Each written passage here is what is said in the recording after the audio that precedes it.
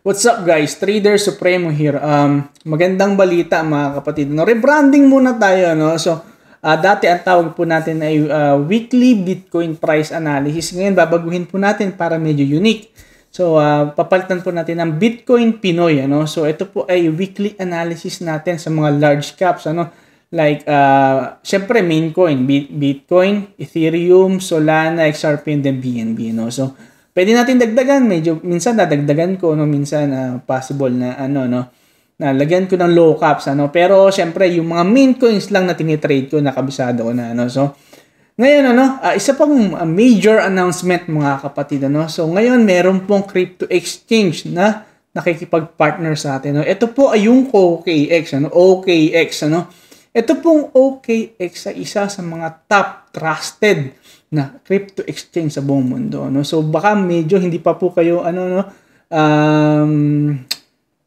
familiar sa OKX. Isa po yan sa mga trusted, mataas ang volume, trusted, tsaka dahil po sa lumalaganap na maraming issues and then mga maraming alam niyo na sa mga leading exchanges, syempre kailangan diversified ang ano niyo, no? Ang yung pera niyo hindi lang po dapat sa isang exchange, kundi dapat sa maraming exchange. So, dapat ingatan niyo. At isa po sa pinaka na trusted na crypto exchange ay OKX, ano.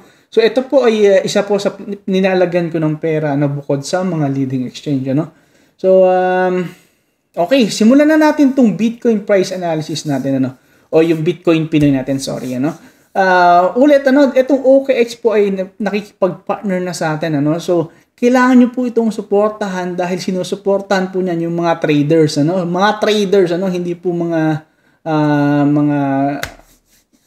basta mga traders, ano. Sinusuportahan niyo yung mga traders, kailangan nyo silang suportahan. Ngayon, yung link po sa description ko, andyan yung OKX, download, mag-download na po kayo ng crypto exchange nyo. And then, gamitin nyo lang po yung link ko, no, kasi meron po akong mga surprise sa inyo, no, may bibigyan sa inyo, may mga bonus po kayong marireceive dyan. And then, yung ginagawa ko pong private group, ano, kapag na i-prove nyo na ginagamit nyo yan at ginamit nyo po yung link ko, I will include ko po kayo dito sa private group po na ginagawa ko. Na ito pong private group na to ay puro para sa mga traders po, ano, para iwas noise. Focus lang po ito sa trade, and then magbibigay din po ako ng mga setup dyan every week para magkaroon kayo ng mga setup o mag-guidan kayo, ano, pati mga tutorials din, ano. So ngayon, simulan na natin, ano. Start tayo sa US dollar, ano. Syempre, alam naman natin ang Bitcoin ay paired sa US dollar. So kailangan meron din tayo kahit paano idea saan mapapunta yung dollar para alam natin o supported yung thesis natin kay BTC, ano. So US dollar, ito po, ano. So ito po yung levels na tinitingnan ko, ano. So ito pong area ng resistance which is 105 or 104.60, you know. So nagkaroon tayo ng break, ano. So ito po yung resistance na nagkaroon ng break. I think we found acceptance above, ano.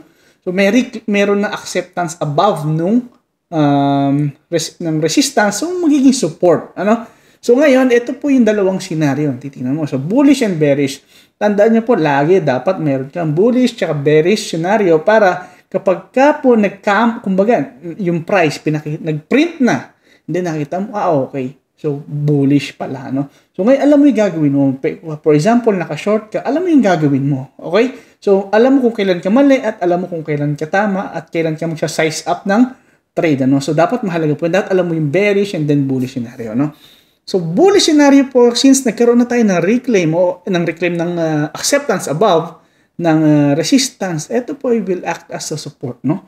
So, pero meron pa rin po tayong mga resistance dito na kailangan i-clear bago magdire-diretso pataas.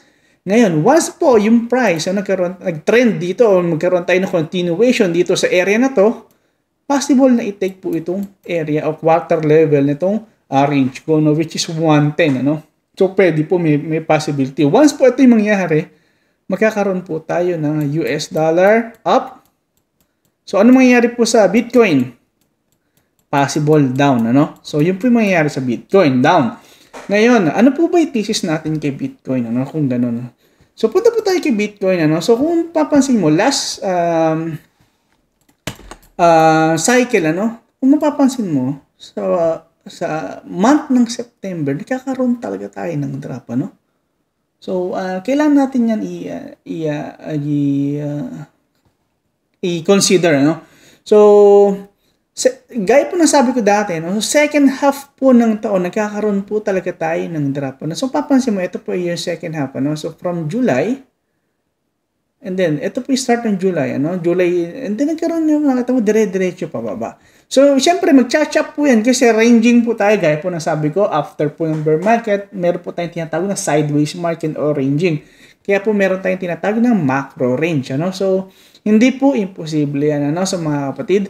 So, yun po ay sasakto kapag ka umakyat si US dollar, which is yung Bitcoin naman ay pababa, ano? So, magkakaroon tayo ng magandang confluence about doon, no? So, malinis, ano? Mga kapatid, malinis yung analysis natin. Ano ngayon? Ano naman ang mangyayari kapag ganito? For example, yung price nag-reclaim. Pag sinabi natin reclaim, bumalik sa baba, and then nagkaroon ng acceptance. Yan po ay bullish para kay BTC. Ano? So, possible, sa US dollar, bumaba, syempre kay BTC, tataas yan, ano kapatid? Ano? So, possible na po ganyan yung mangyayari. O magsimula na po magkaroon ng recovery. No? So, yun po yung mga nakikita kong scenario. No? So, simulan na ngayon natin. Siyempre, yan po ay macro analysis, ano? And still, for Bitcoin, ang tinitingnan kong target ay 23,500 or below, ano? So, yung po na ito. Pwede pong bumagsak pa. Yung 23,500 po na ay umpisa pa lang po, ano? O yung tinatawag nilang ano pa lang po para sa kanya. First, ano lang yan, area of pivot, ano, papunta bullaran, ano? Pero pwedeng bumagsak yan, depende po. No? Pero yan lang po yung una kong tinitingnan. Okay? So ngayon, ito pong macro analysis ay just bias lang po o kaya preparation lang, no? Para alam natin yung mangyayari. Yung susunod po dito ay yung weekly analysis para mabigyan ko ng idea paano i-trade si Bitcoin. Okay? So, start na tayo kay Bitcoin. No? Okay, so naked chart. So, punta tayo ng daily time frame. No? So, unang tingin, anong makikita mo dyan? So, we are in a ranging environment. So form natin yung range, ano? So, okay. So, okay. Ito ba yung range? Siyempre. Kasi why? Yung mid-zone ay respected. Diba? Yan yung sabi kong unang criteria para magkaroon tayo ng range, ano? And then, okay. So, meron tayong range. Ay, nakikita ko dito, no? Ngayon, ano po ba yung style ko? Diba? Sabi ko sa inyo, ayaw ko po naglalagay ng support and resistance based sa manual manual observation ko. So, ang gusto ko, makita ko siya sa candlestick. So, paano yun? Ano? Okay, so ang ginagawa ko lang, so, wait lang, ito. For example, ganito, no? Di ba na yan, nakita mo yan? So, pwede ko yung i-adjust para sa kagustuhan ko. Yun po yung naging flaws ng ibang mga traders na ginawan ko po ng paraan. Paano yun? Okay. Okay, so punta ko ng monthly time frame. And then check ko, hanapin ko ngayon yung range ko, no? Okay. So, hanapin ko yung range ko, no? Okay, so this area, no? So, this candlestick, ano? So, okay, tingnan natin ngayon.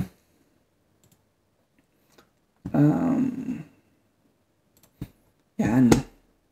Okay, so meron tayo dito ang supremo range na ginamit, ano? So, okay, supremo range, paano gamitin? Check mo muna kung merong reaction price dun sa mga area na ginamitan natin. Meron, ano? So, tama ngayon yung range ko kasi nag-act as support and resistance, no? Diba? So, ngayon, malinaw na para sa akin. Okay, ito yung support and resistance na kailangan kong subaybayan. Ngayon, ito, bakit po hindi yan tumama dito sa low? Tingnan natin, no? Kasi nga, nag-reflect siya sa mid-zone, ano? So, pwede po yan, mid-zone.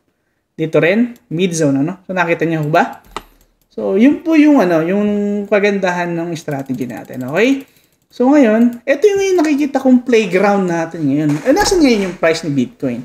Si Bitcoin po ay nasa above ng June quarter, which is acting as a support. So, support po ngayon yan, ano? So, ngayon po, kaya hindi ako makapag-size up ng short ay dahil po dito sa support. Ayan. Pero, meron po akong entry ng short dito sa around 27,400. Yung po yung area ng Monday high. Sinabi ko po sa inyo yan. Tapos yung 26,800, I think, ano? Tama ba? 26,800 kasi po yun yung area ko noon, ano? So, sinabi ko po yan sa inyo. So, ngayon, nasa support po tayo. So, ano po yung gagawin natin? Okay, so, plot natin ngayon. Previous week range and then Monday range. Ano? Okay, ngayon, meron tayo ngayong malinaw na range. Ano? So, shorter time frame range. Ano? Short time frame range. So, now, nagkaroon tayo ng reclaim below previous week range. Ano? Previous week range. Ano? Nagkaroon tayo ng deviation and then reclaim. Ano? Now, ito po yung ano dyan, ano? Ang medyo conflict dyan kasi nasa support po tayo. Ngayon, ito pong support, ito po kasi explain ko po sa inyo. Pag nasa support, madaling ipump kasi may mga buyers na sumusuporta dito sa area na yan. Ibig sabihin ko, konti po yung seller na gustong mag-sell dyan. Ano? So, siyempre, yung mga market makers, hindi po yan magre-risk na sobrang laking pera, lalo na, for example, ganyan, ano? Kung ganun yung sentiment. So, hindi sila magkakaroon ng pera dyan. So, ito po yung nakikita ko dyan, no? Possibility, okay, magkaroon muna tayo ng range, ano? Pwedeng ganito po, ano? Bibigyan ko lang po kayo ng mga idea, pero syempre, kailangan malaman nyo po yung scenario, no? Kasi hindi ko po masasabing mag-long kayo o mag-short kayo kasi wala pa yung price, eh, no? So, yun yung... So, ngayon, ito pinakikita ko, no? So, pwedeng ganito, no? I-take out tong Monday low, and then once it reclaims, nag-reclaim sa Monday low, magte-take ako dito ng short, ng long, no? Take out this high and then this high, no? So, pwede po yan yung mangyari, no? So, yan po yung first scenario, no? So, ulitin natin, ano? So, ito po yung range, Monday range, ano? This week, ano? So, ito po yung Monday range. So, una, kapag po yung price ang ginawa, and take out to, and then nag-reclaim. So, tinake out tong low, no? And then nag-reclaim, I will take a long position, no? To target po tong area ng Monday high and then target tong obvious high na to, no? So, that's my first scenario. Okay? So, malinaw mga kapatid, ano? So, paano yan? Kapag po tinake out tong Monday low, which is 26,380, and then nagkaroon ng reclaim sa Monday low, which is 26,590 or 26,450, and then magte-take po ako ng long to target 27,500 at 28,126. Kasi yan po ay mga highs, ano? Liquidity, ano? So, pwede po yang tirahin, ano, mga kapatid. Ano? That's my first scenario. Ngayon, ano yung bearish scenario, which is bearish naman talaga ako ngayon, ano? This, ano? So, historically, September po ay madugo para kay Bitcoin. Pero, syempre, as a intraweek, intraday trader, syempre, hindi naman tayo magre-rely lang doon, ano? So, bearish scenario. Una sa lahat, okay, so, check natin EMA 200. Nagkakita niyo ba to? Sinabi ko ho ito sa inyo, no? Kaya, yung mga sumabay, nagkapalduhan po tayo, no? So, nagkaroon po tayo dito ng trap, ano? Yan, trap. Same dito, no? So, ano yung ibig sabihin ng trap ko? Ngayon, ganito po yan, ano? So, para po ma-fill out ang orders ng mga market makers, kailangan po nila ng force opening ng positions. Ano? For example, andito sa resistance, which is previous week high. Ano? For example, andyan sa resistance. O kaya nasa below ng EMA 200. This is a resistance. Ngayon, kapag nag-short dyan ang market maker, hindi po ma-fill lahat yan. Kasi nga po, kukonti lang. Kasi nga po, ang market maker, malaki ang pera, hindi po ma-fill lahat yun. So, ano ang kailangan nila? Maglagay sila ng short order sa area ng support o above ng EMA 200. Kaya po nung nangyari, nagkaroon tayo ng pump, pero binabalang din, ano? Ibig sabihin, yung po yung sinasabi kong trap. Kasi dito sila nag-open ng positions ngayon. Ngayon, Supremo, bakit gano'n? Bakit hindi pa bumabagsak? Siyempre po, hindi naman po yan isang bagsakan lang. Ano? So, kailangan po natin maghintay. Ngayon, below EMA 200 po tayo. No? So, which is bearish. Ano? So, kaya po ako humahanap ng bearish scenario. No? So, ano naman yung mga bearish scenario na yan? So, first, magkaroon tayo ng break. Kasi nakita nyo po, tight na po yung range. So, possible magkaroon tayo ng break. Then, magkaroon tayo ng acceptance dito. Yung po yung nakikita kong pwedeng maging magandang short idea, no? So magkaroon tayo ng break po ng Monday low, tapos magkaroon ng acceptance, no? So yun po yung good short, no? para i-take out naman tong previous week low and then etong 24,100, no? So, yan po yung possible na i-take out naman for bearish scenario. Ulit, bearish scenario, no? So, magkaroon tayo ng break. Yan, then acceptance below, and then possible na i-take out tong previous week low, which is 24,700 at itong 24,100, no? So, yan po yung mga possible na i-take out na. So, yun po yung yung scenario to naman na bearish, ano. So, kailangan nyo lang po tingnan kung ano po yung mga pwedeng mangyari. So malinaw po, ano, kung bearish po tayo, yun po yung possible mangyari. Magkaroon ng break dito sa Monday low, magkaroon na acceptance, and then magkaroon na tayo ng take out ng previous week low, and then take out po ng obvious low na yan, ano. So, ngayon, okay na, malinaw na tayo sa Bitcoin, no. So, punta naman tayo kay Ethereum. Ano? So, kay Ethereum, I think, ito yung bearish para sa akin talaga. Ano? So, punta muna tayo sa macro range. Ano? So, yan po yung macro range. Ano? Okay, check muna natin. Ano? So, deviation. Okay, yan. So, yung pinakita ko, ano, na macro range natin. Okay, pumunta ko sa monthly time frame. Ano? Kailangan kong humanap ng area kung saan pwede kong gamitin for my SNR, ano, or support and resistance. Yung pinakita ko eh. Okay, no? So, meron tayo ngayong March range, ano? Okay. So, check muna natin. Meron bang reaction yung price dito sa may support and resistance level ko using high time frame candlestick? Yes po, no? So, meron, ano? Makita nyo po yan. Meron po mga reaction yung price sa mga area na yan, ano? So, confirm na para sa akin na ito po yung levels natin, ano? So, ngayon, bearish scenario, just in case, for example, nag-drop si Bitcoin, syempre, sasabayan po yan Ethereum. So, paano po yung nakikita kong setup dyan, ano? So, for Ethereum, ganito.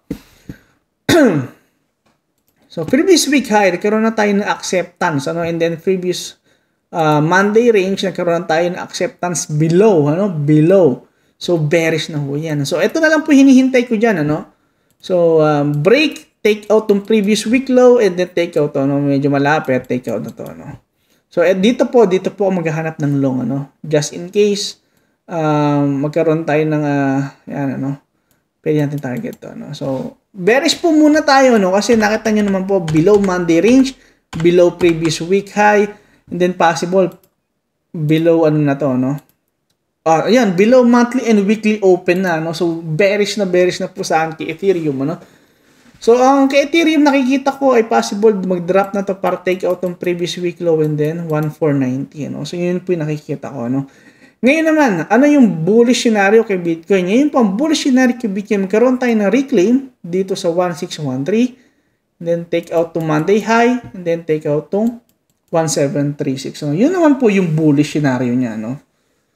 Tandaan nyo po ito po ay equal highs, ano? Yan po ay equal highs, ano? So, madaming liquidity dyan na possible na take out yan, ano? So, kapag nagkaroon tayo ng reclaim sa 1613, which is a previous support, pwede po yan tayong magkaroon ng pump, ano?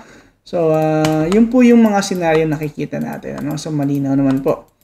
So, ngayon, okay na. Okay na tayo kay Ethereum. Ano naman next? Punta naman tayo kay Solana, no? Solana, I believe, nasa support tayo ngayon, ano? So, tingnan natin.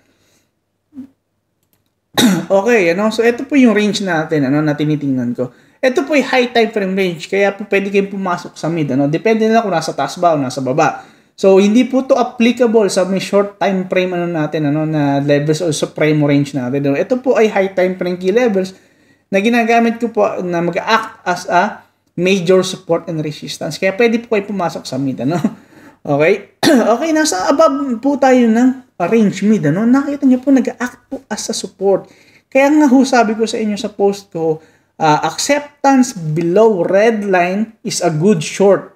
Hindi ko po alam ba't kayo may short, no? So, kailangan niyo po mag-ingat mga kapatid. Huwag niyo po ako unahan. Kasi kaya po yan binigay sa inyo para hindi po kung kailan dumabagsak, tsaka ko po i-call kasi iwan na po kayo niyan. Wala na po kayong makikita niyan.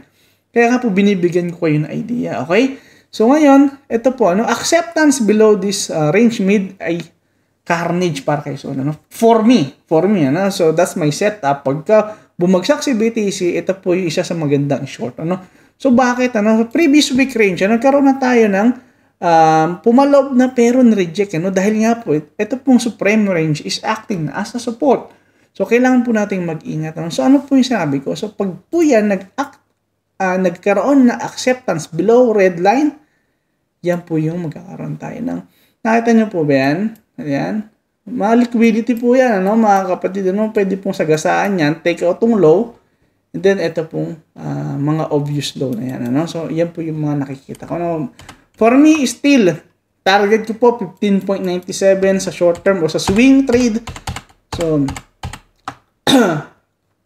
yan po, ano. So, malinaw na mga kapatid, ano. So, ano naman next? XRP.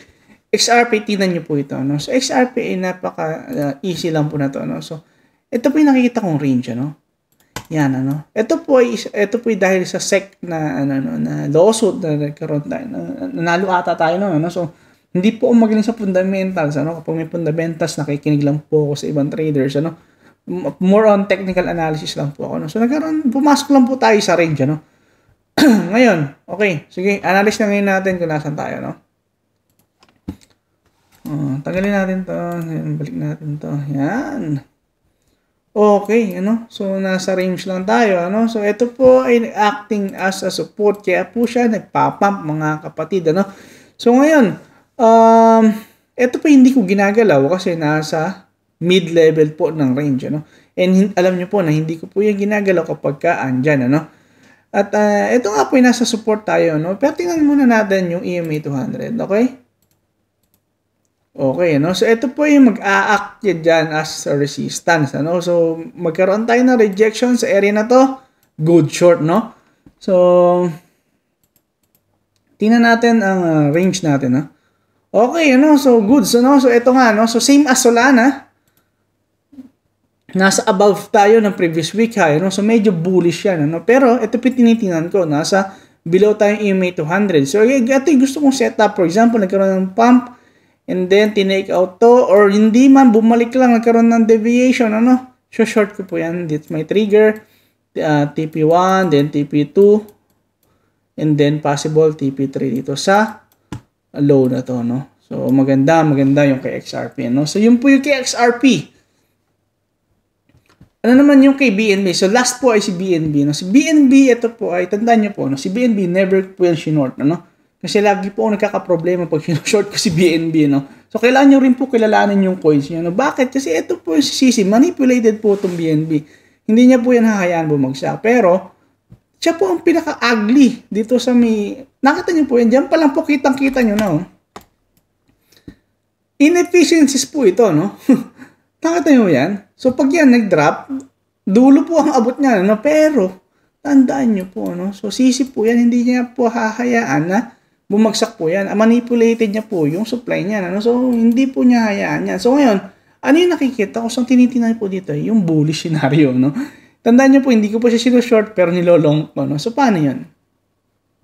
Okay, so, ang tinitingnan ko lang dyan, ito. Possible, i-take out tong low, lagyan natin, no? And then, magkaroon na tayo ng pump, no? Reclaim, then pump. Okay?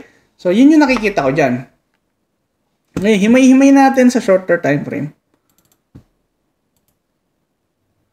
Yan, ano? So, medyo bearish kasi siya, no? Nagkaroon na tayo ng reclaim para siyang si Ethereum. Natin niya po, nasa below na. So, which is bearish. So, possible, i-take out na tong low na to, previous week low, and then itong area, no? So, yan po yung mga nakikita kong senaryo na mangyari kay BNB, no? So, malinaw na po sa inyo yung mga levels, ano? So, ulitin ko po, nag-partner po ako kay OKX, ano? So, i-download nyo na po itong OKX gamit yung link ko, no? Huwag nyo po yan i-download na hindi gamit yung link ko, no? So, hindi ko po kayo matutulungan dun sa private group ko, no? So, ulitin ko po, OKX, download nyo na po yung link, gamitin nyo lang po, and then let's see sa private group, may include ko po kayo, no? So, yun lang mga kapatid, supportahan natin yung mga sumusuporta sa mga tumutulong sa kapwa, no? So, yun lang mga kaibigan, tandaan nyo po, no, malinaw kay Bitcoin, still I'm bearish, pero play levels to levels, dapat matalino tayo, pwede tayo mag-long, pwede tayo mag-short, So, basta nasa area ng key levels o supremo range, ano? So, yun lang mga kapatid. Good luck sa trading natin weekly. Nagbibigay naman ako ng update sa group, ano? So, yun lang mga kapatid. God bless you guys.